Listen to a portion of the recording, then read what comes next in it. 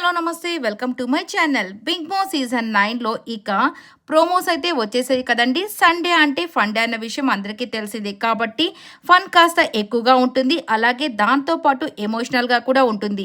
Fun ఎలా ఉంటుందో ఇక ఎలిమినేషన్ కూడా ఉంటుంది కాబట్టి ఎలిమినేషన్లో ఈసారి రీతు వర్సెస్ సంజనా గారిని అయితే పెట్టడం జరిగింది. ఎందుకంటే ప్రతి ఒక్కరికి ఒక అవగాహన కోసమే అక్కడ సంజనా గారిని పెట్టారేమో అన్నట్టుగా అయిపోయింది పరిస్థితి.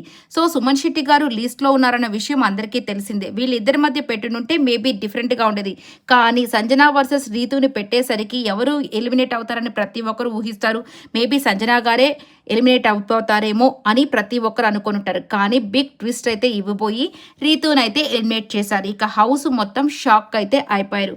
ఇది సంజనా గారి వల్లే ఇలా జరిగిందా అని చాలా మంది అనుకుంటున్నారు. అస్సలు కాదండి. ఎందుకంటే మన బాండింగ్ నిజంగా కరెక్ట్ అయితే ఆడియన్స్ ఖచ్చితంగా మనల్ని యాక్సెప్ట్ చేస్తారు.